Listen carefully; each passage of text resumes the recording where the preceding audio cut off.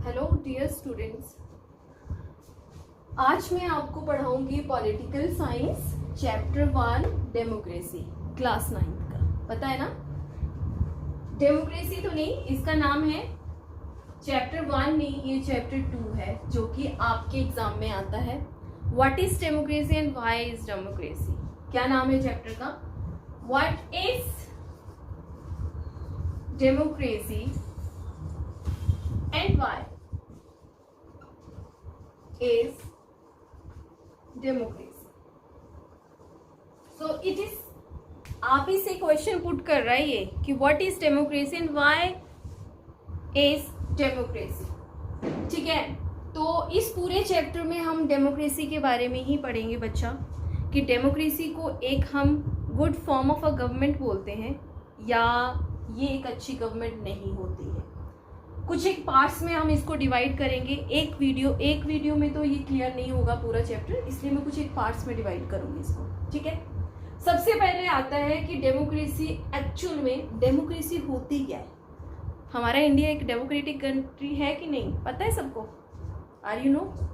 मुझे पता है, सबको पता होगा कि हमारी जो इंडिया है वो सबसे बड़ा लोकतांत्रिक देश है।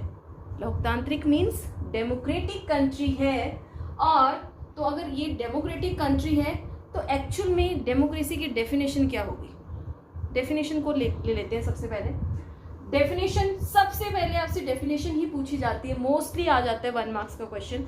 और 1 मार्क्स का क्वेश्चन जब आता है बेटा, तो तुम्हें डेफिनेशन पता होनी चाहिए। एक सिंपल सी डेफिनेशन है डेमोक्रेसी की। Democracy is a form of a government where the rulers are elected by the people.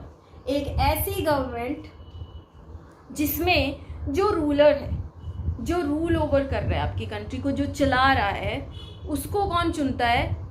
वहाँ की जनता चुनती है। सबसे इम्पॉर्टेंट चीज़, और वो हमारे देश में है। चाहे वो आपके प्राइम मिनिस्टर हैं, उनको किसने चुना है? हम लोगों ने चुना है।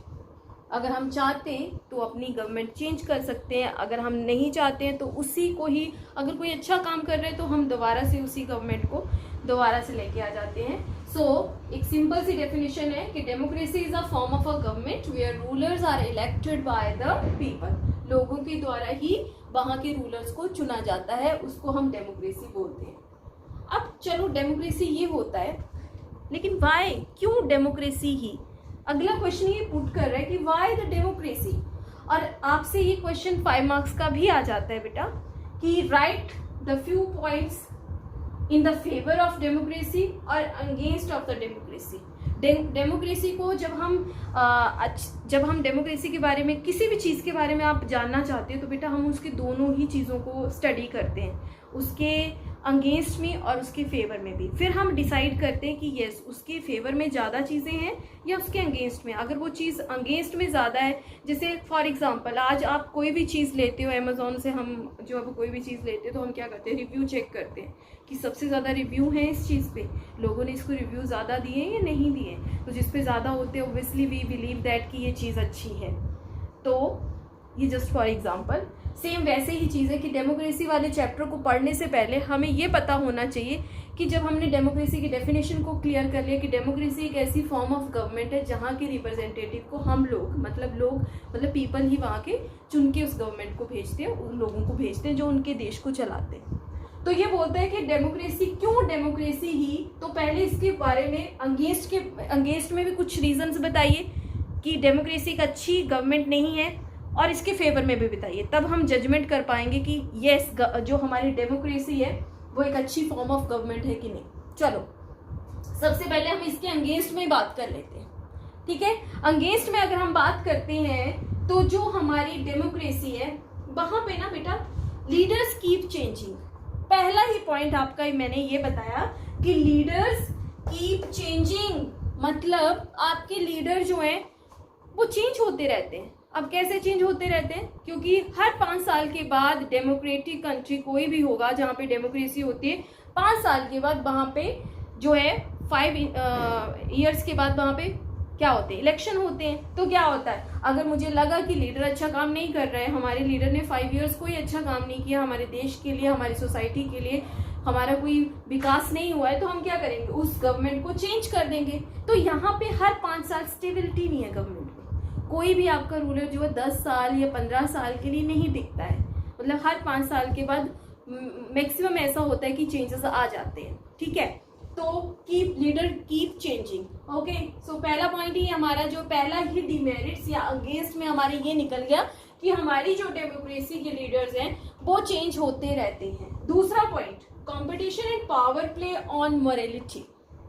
अब बच्चा क्या होता है कि यहाँ पे कंपटीशन बहुत है। अब डेमोक्रेसी जहाँ पे होगी वहाँ पे बहुत सारे पॉलिटिकल पार्टीज होंगी। अब जहाँ पे बहुत सारी पॉलिटिकल पार्टीज होंगी वहाँ पे कंपटीशन भी बहुत होगा, ओबियसली होगा। हर कोई चाहेगा कि हमें जो है हम सत्ता में आए, हम सत्ता में आए, तो वो कहीं ना कहीं अपनी मॉरलिटी रेट को भी गिरा देते हैं। जेन्युइनली हम देखते हैं जब भी इलेक्शन आता है हर पॉलिटिकल लीडर जो है एक दूसरे पे क्या करते हैं, जो है वो इतनी भद्दी लैंग्वेज का यूज़ करते हैं ऑन द नेशनल टीवी। आप नेशनल टीवी न्यूज़ आप देखते हो तो उसमें आप देखोगे कि कभी कभी ऐसी लैंग्वेज बोलते हैं कि that can't we can't be ignore that, कि ये लोग ऐसा कैसे बोल सकते हैं, ठीक है। मतलब ऐसी लैंग्वेज उनको नहीं बोलनी चाहिए क्योंकि उनको पूरा देश देख रहा है। तो इस तरह से वो कहीं ना कहीं डेमोक्रेसी जो है वो लीड करती है कंपटीशन को और पावर्स को। लोग जो है वो मिसयूज करते हैं अपनी पावर्स को और मॉरलिटी रेट भी उनका गिर जाता है।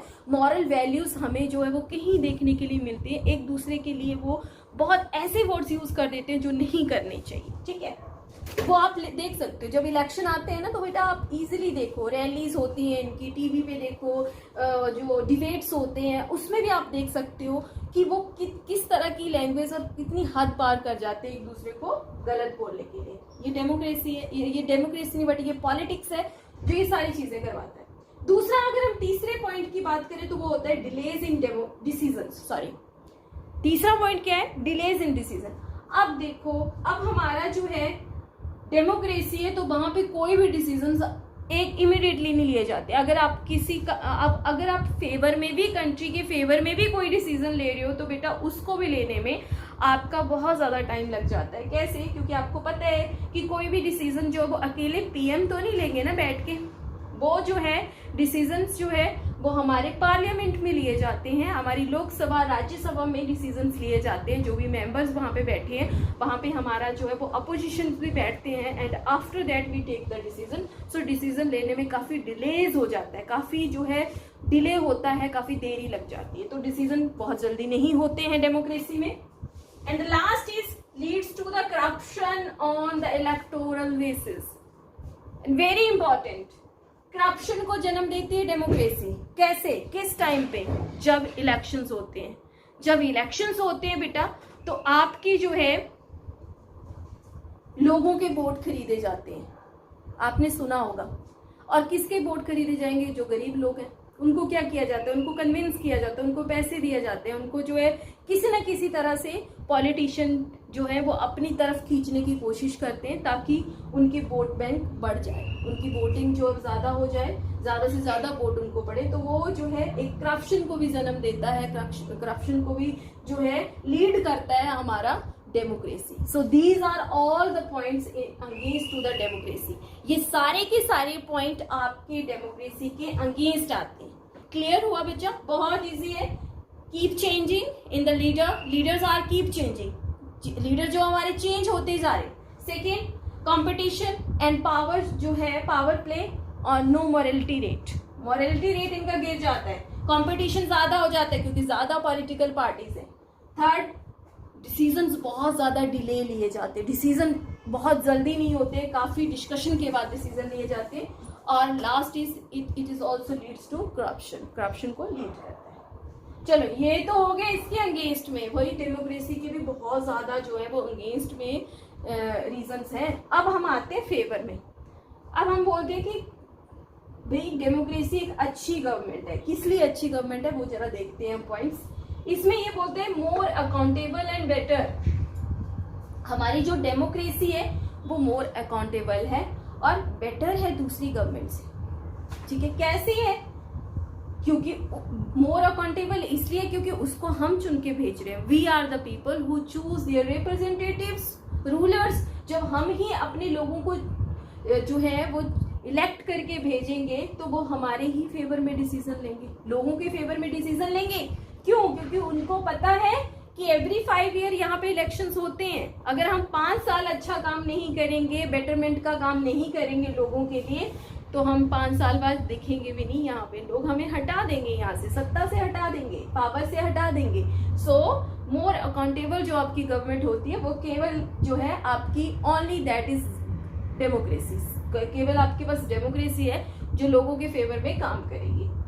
दूसरा हम बात करते हैं, it improves the quality of a decision making. ये क्या करती है कि आपकी डिसीजन मेकिंग की क्वालिटी को इम्प्रूव करती है। यहाँ पे मैंने बोला कि ये डिसीजन लेने में बहुत टाइम लगाती है, ठीक है भाई, टाइम लगाती है, वी एग्री दैट, लेकिन डिसीजन जो होते हैं वो क्वालिटी पे बेस्ड होते हैं। कैसे? जब वो डिसीजन जो है आपके दोनों सदन में, दोनों लोकसभा राज्यसभा दोनों ही जगह पे डिस्कशंस होती है, तो बैठ करके जब डिस्कशन होगी तो बेटा जो उसमें वीक पॉइंट्स हैं, जो लोगों के फेवर में नहीं है, उनको हटा दिया जाता है। सोच समझ के डिबेट होते हैं, डिबेट्स के बाद जो अच्छी क्वालिटी वाली चीज निकल के आती है, फिर उसी पे ही डिसीजन होता है। तो हम ये बोल सकते हैं कि जो भी डिसीजन लिया जाता है, चाहे वो टाइम ज्यादा लगता है, लेकिन वो क्वालिटी वाले डिसीजंस होते हैं, वो फेवर में होते हैं लोगों के। तीसरा मैं बोल रही हूँ, that is the dignity of the citizen. अब डेमोक्रेसी में डिग्निटी ऑफ सिटीजंस का मतलब क्या है? पहले तो तुम्हें ये पता हो, डिग्निटी होता है रिस्पेक्ट, ठीक है? क्या मतलब है बेटा डिग्निटी का? Respect of citizens. और ये क्यों है सिटीजंस की रिस्पेक्ट मतलब डेमोक्रेसी में? इसका मतलब ये है बेटा कि डेमोक्रेसी एक ऐसी गवर्नमेंट है जहां पे सिटीजंस का रिस्पेक्ट होता है।